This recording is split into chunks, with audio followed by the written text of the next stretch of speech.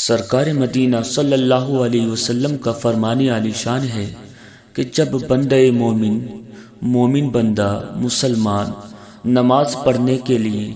اللہ اکبر کہتا ہے تو اپنے گناہوں سے ایسا پاک و صاف ہو جاتا ہے کہ گویا آج ہی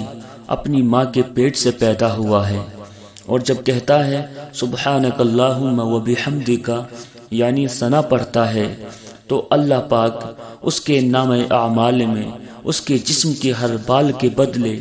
ایک سال کی عبادت کا ثواب لکھنے کا حکم دیتا ہے، اور اس کی قبر اس کے لیے فراخ چوڑی کشادہ ہو جاتی ہے۔ پھر جب کہتا ہے اعوذ باللہ من الشیطان الرجیم تو جاں کنی یعنی موت کے وقت کی سختی اس پر آسان ہو جاتی ہے، اور جب بسم اللہ الرحمن الرحیم پڑھتا ہے تو اللہ پاک اس کے نام اعمال میں 4000 نیکیاں لکھتا ہے، اور 4000 برائیاں مٹا دیتا ہے، اور 4000 درجے اس کے بلند کرتا ہے۔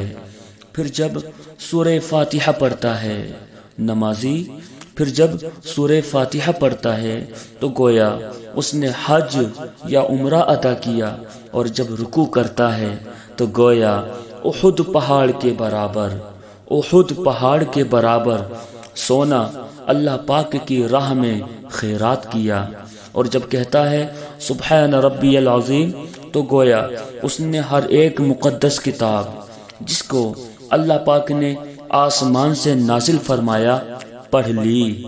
پھر جب سر اٹھا کر سمیع اللہ لمن حمدہ کہتا ہے تو اللہ پاک اس کی طرف نگاہ رحمت فرماتا ہے، اور جب سجدہ کرتا ہے تو گویا اس نے قرآن کی سورتوں کے حرفوں کی تعداد کے مطابق خدا کی راہ میں غلام آزاد کیے، اور جب سبحان ربی الاعلیٰ کہتا ہے تو اللہ پاک اس کے نام اعمال میں اس قدر نیکیاں درج فرماتا ہے جس قدر انسان اور جن و شیاطین کی مقدار ہے۔ پھر جب التحیات پڑھنے کے لیے بیٹھتا ہے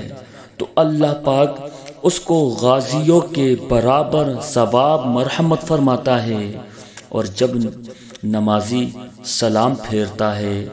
سلام پھیر کر اپنی نماز مکمل کرتا ہے، اپنی نماز سے فراغت پاتا ہے تو اس پر دوزخ کے دروازے، جہنم کے دروازے بند کر دیے جاتے ہیں، اور جنت کے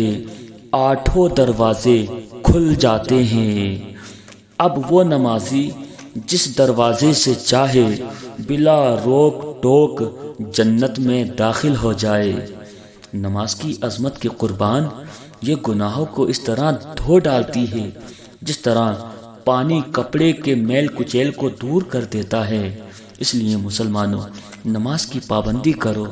کیسے کیسے انعامات اعزازات خدائے پاک نے نمازی کے لیے رکھے ہیں، اور ہم مسلمانوں پر نماز فرض فرما کر کتنا بڑا اس رب عز و جل نے کرم فرمایا ہے۔ اس لیے نماز کی پابندی کریں۔ سرکار مدینہ صلی اللہ علیہ وسلم کا فرمان عالی شان ہے کہ جب بندہ مومن